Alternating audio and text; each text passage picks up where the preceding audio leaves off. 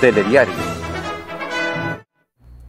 Amigos, retornamos ya por aquí con nosotros en el estudio Neney Cabrera, no solamente un ministro de este gobierno, sino de esos hombres clave frente a decisiones y situaciones de nuestro país. Y qué decir de su accionar político, todo un estratega, un veterano de 1000 batallas. Neney, bienvenido nuevamente a este telediario.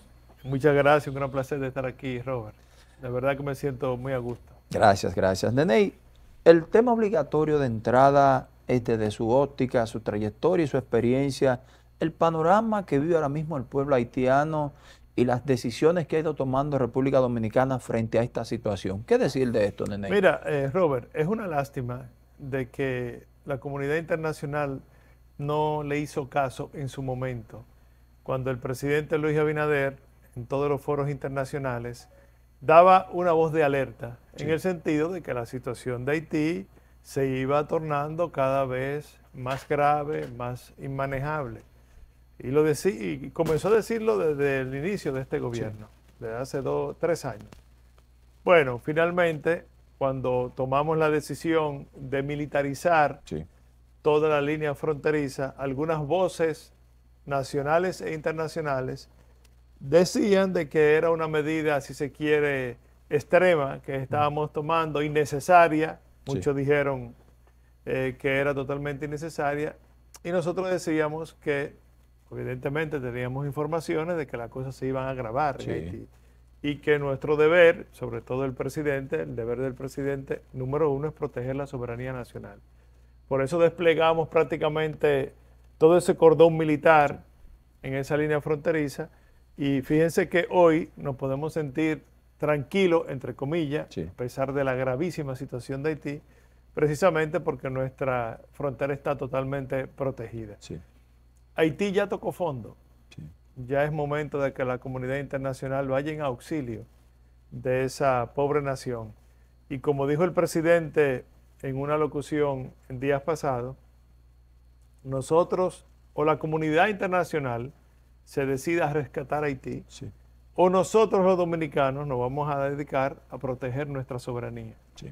Entonces ya es momento de que la comunidad internacional intervenga en una misión de seguridad y de paz en ese vecino país, restablezca el orden, porque la verdad es que ahí hay un colapso institucional, ahí no está funcionando nada. Y le doy un dato, Robert. En días pasados leímos que estas bandas penetraron a una de las principales cárceles del país, en Haití, y soltaron a los presos. Más de 3000 delincuentes fueron soltados a la calle.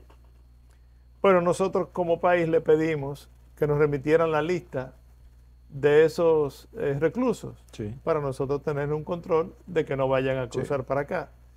Qué sorpresa de nosotros, no tienen la lista. Oh, Dios mío, pero oigan esto, que no existe lista de los internos. No hay registro de los internos, de los que están privados de libertad en Haití.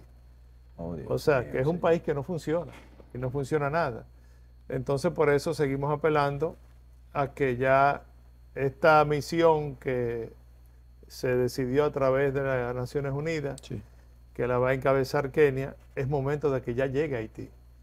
Porque como dice el presidente, o llegan rápido o cuando lleguen ya no va a haber nada que hacer. No, ya ahí no va a haber nada que hacer. Por lo que se espera, ahí no va a haber nada que hacer. Ahora vemos cómo el famoso barbecue desafía abiertamente a la autoridad haitiana y no pasa nada. Y todo lo contrario, ya tienen ocupado el 80% del territorio. Entonces es una situación compleja. Lo más importante es que nosotros vamos a hacer todo lo que haya que hacer para proteger la soberanía, para proteger nuestro país, la seguridad del país. Y fíjense que acabamos de negarle al primer ministro que aterrizara aquí. Quería llegar ahí porque escuché precisamente al senador de la frontera de Elías Piña, a Iván Lorenzo, que estaba diciendo que había que recibirlo por un tema humanitario. ¿Qué opinión merece esto, Neney? Fíjese, es que lo que pasa es que eso iba a constituirse como una provocación a estas bandas que no la controla nadie. Imagínese usted que ellos están pidiendo la cabeza del primer ministro y que entonces él se instale aquí. Eso obviamente iba a provocar una situación que pudiese salirse de control. y es un deber de nosotros como autoridades de mantener el orden. Entonces lo más lógico, lo más saludable es que no esté aquí, que se mantenga fuera del país. Fíjese que él no ha podido ni siquiera entrar a Haití. Sí. O sea, él intentó entrar a Haití y no pudo. ¿Qué tienen cercado el aeropuerto de Puerto Sí, Príncipe? claro. Ya las bandas se han unido, Inclusive algo sorprendente. nosotros también, es bueno decirlo, antes de que se produjera esa situación con el primer ministro de Haití, nosotros habíamos resolutado clausurar la vía, toda comunicación aérea con el vecino país, de manera que estaba cerrado el espacio aéreo para volar a Haití. Entonces, este señor no podía aterrizar aquí porque no iba, porque estaba alegando que era de tránsito que venía. No, no era de tránsito porque no se podía ir a Haití, porque está cerrado el espacio aéreo. Entonces, vuelvo y te repito, Robert, es una situación lastimosa, penosa. Nosotros tenemos que apostar porque se resuelva ese problema en Haití, porque los haitianos recuperen su país, su estabilidad, se restablezca la institucionalidad, que las cosas vuelvan a la normalidad. Esa es la apuesta que hacemos como país, porque siempre hemos dicho, la solución de Haití está en Haití, no está en República Dominicana. Y nosotros como país vecino vamos a hacer y a colaborar con todo lo que haya que colaborar para que las cosas sucedan a favor de los haitianos allá. No se puede pretender buscar la solución de Haití en República Dominicana. Excelente. Nene, y dicho esto, yo creo que tenemos que pasar rápidamente al panorama político, porque esta semana hemos visto diferentes encuestas, una estaba marcando 53, vi una que estaba marcando 56, y así sucesivamente, y he escuchado a la oposición diciendo que estos números y todo esto. Entonces, usted que está en el día a día, en el trabajo de campo, ¿cuál es la realidad política al día de hoy del presidente Abinader y los candidatos en las diferentes demarcaciones? Vamos a ver. Mira, yo soy muy respetuoso de las encuestas. A ver. Cada una de ellas manifiesta un momento específico. Sí. Y es que cuando se hacen, cuando levantan la información. Pero yo me voy a referir a la última encuesta, gran encuesta nacional que se hizo en el país, que fue el 18 de febrero, domingo 18 de febrero. Esa fue una gran encuesta donde participaron más de 3 millones de dominicanos. Hay que saber que una encuesta con rigurosidad científica se hace con apenas 1.200 muestras en todo el país. Bueno, pero a las elecciones municipales acudieron más de 3 millones de dominicanos a expresarse. ¿Y cómo se expresaron esos más de 3 millones de dominicanos? 61% a favor del PRM y sus aliados, un 24% a favor del PLD y sus aliados, y un apenas 13% a favor de la Fuerza del Pueblo y sus aliados. Bien. Ese es el último referente que tenemos en cuanto a una encuesta concreta. A partir de ahí, es lógico pensar que en unas próximas elecciones que debe ocurrir dentro de 70 días, no debe ocurrir nada en el país que varíe sustancialmente ese resultado que ya vimos el 18 de febrero pasado. Porque ¿qué puede ocurrir en 70 días que pueda variar esa intención de voto de los dominicanos? Entonces lo que va a pasar el próximo 19 de mayo, en las elecciones presidenciales y congresuales, es exactamente lo mismo que vimos en las elecciones municipales. Que el PRM y sus aliados va a obtener una votación por encima del 60%. Yo digo que el presidente Luis Abinader se va a convertir en el presidente más votado de toda la historia del país en las próximas elecciones. Eso y eso lo vamos a ver. Eso es muy serio, Nene. Así es, pero usted lo va a ver. Es que, recuérdese que la última votación más alta que vimos en un presidente fue precisamente la de Danilo Medina en el 2016, que él obtuvo 61.7, si mal no recuerdo. Bueno, ya hay encuestas que indican que el presidente Luis Abinader debe obtener por encima de ese umbral de 61.7%. Y eso lo vamos a ver en apenas 70 días. ¿Y por qué lo vamos a lograr? Porque es que este ha sido un gobierno que ha dejado una estela de satisfacción en todos los órdenes.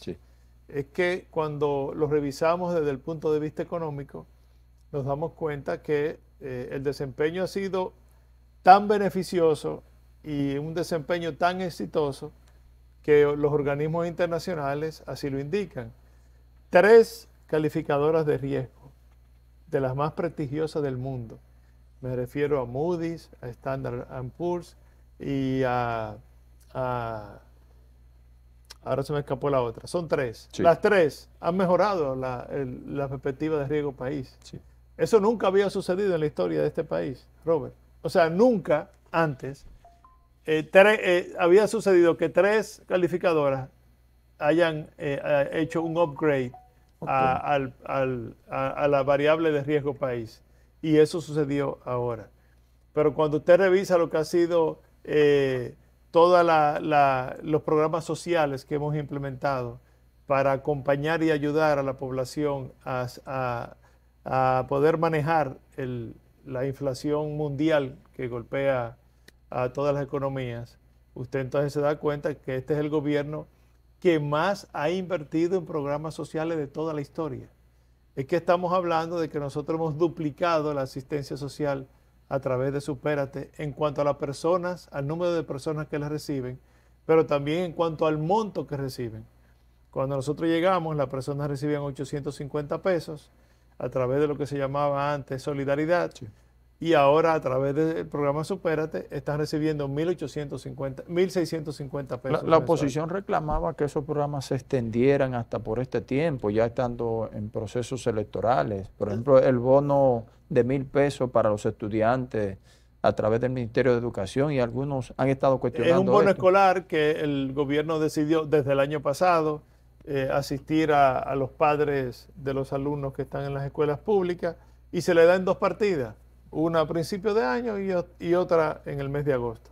1.000 pesos en cada partida. Pero eso se está realizando desde el año pasado. Cuando se hizo ahora, evidentemente la oposición trata de politizarlo. Pero no es la naturaleza de esa asistencia que se planificó con tiempo, como te digo. Ya fue desde el año pasado que se está implementando. Esos números, Nene, que usted proyecta para las elecciones generales, ¿se toma en cuenta el caso de la llamada abstención que dice la oposición, que estuvo bastante alta en este proceso municipal? Es que no hubo tal abstención. Vamos a ver. El comportamiento fue totalmente normal en un proceso de medio término. Okay. En las elecciones de medio término, si usted revisa la historia de cuál ha sido el comportamiento del electorado, se puede dar cuenta de que siempre más o menos participa la mitad de la cantidad de electores registrados. Pero usted se puede remontar al 98, al año 2000, al 2002, al 2004, al 2006. En las elecciones de medio término, que no son presidenciales, siempre participa más o menos la mitad. Pero no solamente sucede en República Dominicana.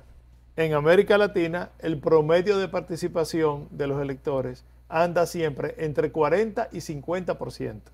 Lo que ocurrió el pasado 18 de febrero fue que hubo una abstención del 52%, 2 puntos porcentuales más de lo que era el promedio en sentido general. Pero fíjese, Robert, es que uno tiene que tener cuidado con lo que uno dice. A ver. Y más ahora que todo queda registrado a través de las redes sociales. Todo está ahí ya, ¿no? Yo escuché el 19 de diciembre, o sea, faltando 2 meses para las elecciones municipales del 18 de febrero, yo escuché a Leonel Fernández decir de que él esperaba una participación de más o menos el 50% de la población electoral en las elecciones municipales. Pero una semana antes... Él proyectó lo mismo que sucedió. Sí, porque es un comportamiento normal, que participa la mitad de la población. Pero faltando apenas una semana para esas elecciones, el amigo Roberto Rosario, que hay que atribuirle que sabe mucho de temas electorales, porque claro, fue presidente de la Junta, claro que sí. Él decía una semana antes de las elecciones que él esperaba una abstención entre 50 y 52%. Él mismo lo decía. Sí, que él también lo proyectaba. Claro. Entonces, la verdad es que ellos han tratado de construir un relato para justificar a sus militantes esa aplastante derrota que sufrieron. Pero los argumentos que han utilizado son argumentos falsos que se caen por su propio peso. Y entonces ya, recuérdate que cuando no bien habían terminado de contarse los votos del pasado 18 de febrero, y uno de ellos saltó con que había una abstención del 70%. No sé si tú lo escuchaste. O sea, fueron tan osados que se atrevieron a decir, sin haber terminado el conteo del proceso, que había una abstención del 70%. Ahí usted se da cuenta que ya eso era un guión Que ya ensayado estaba elaborado. previamente, Ok. claro, para justificar lo que yo sabía que iba a ocurrir.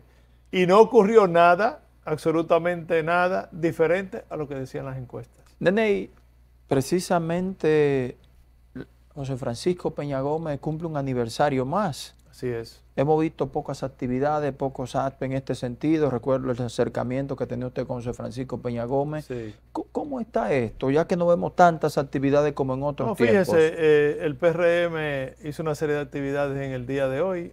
Inclusive el compañero Hipólito Mejía fue designado para acudir al cementerio, a llevarle un arreglo floral. Se hizo una misa en honor de la memoria de ese gran líder, que es el líder de todos nosotros, Sí. el líder del ideológico del PRM, el líder sentimental de todos nosotros. Fue un gran hombre, fue un gran líder, digo yo, no digo yo, dicen todo el mundo, el líder popular más grande de toda la historia, Sí. que registra la historia republicana. La verdad que aprendimos muchísimo al lado de él, un hombre muy noble, muy comprometido con las mejores causas de la sociedad dominicana.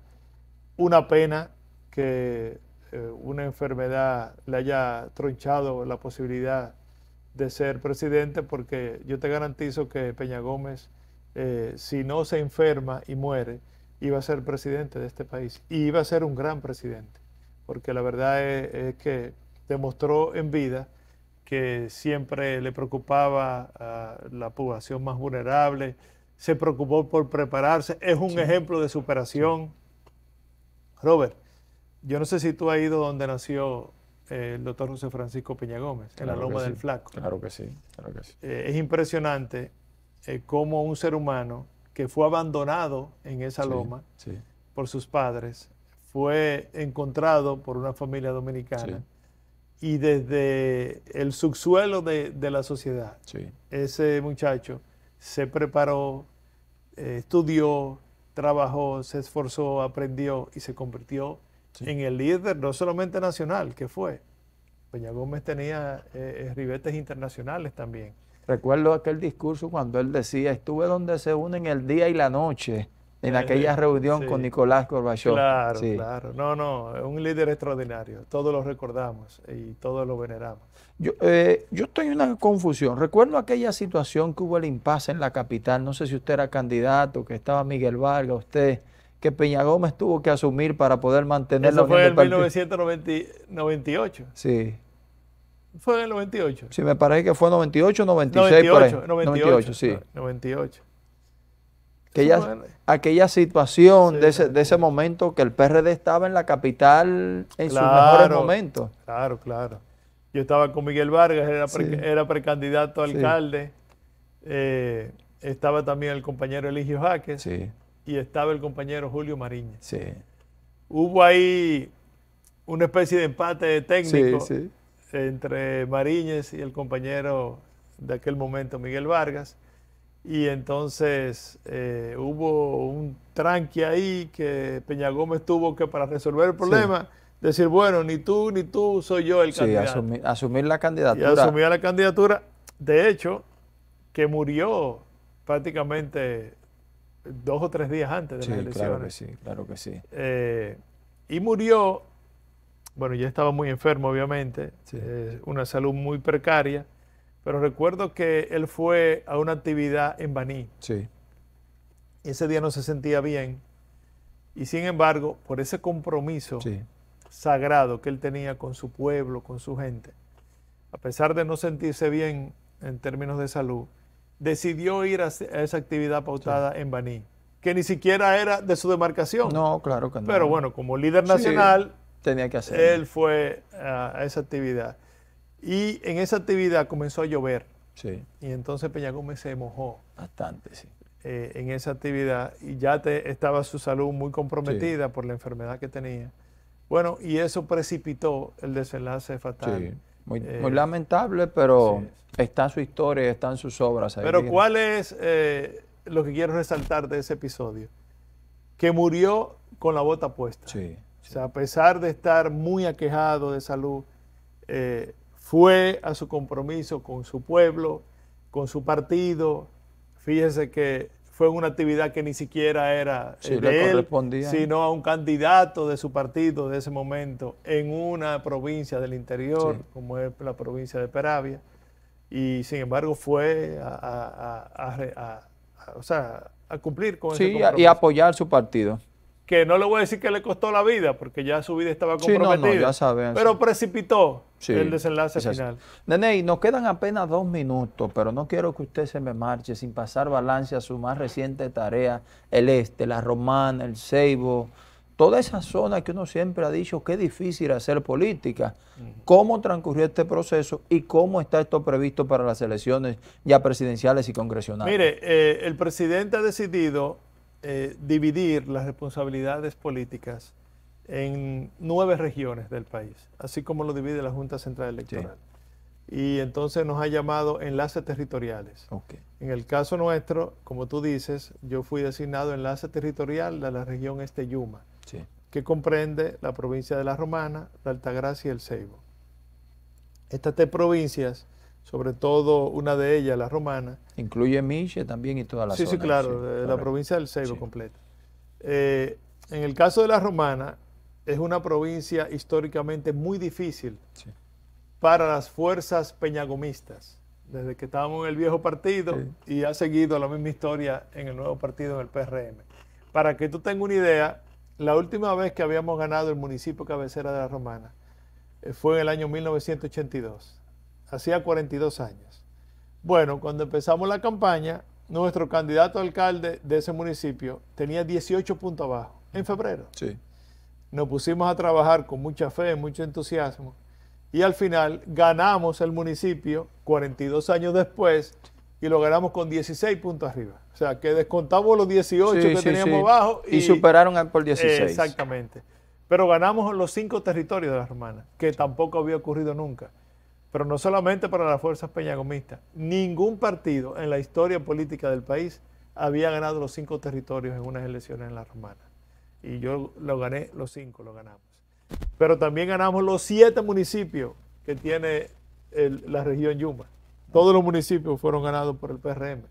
De 19 territorios, ganamos 16. Ganamos 14.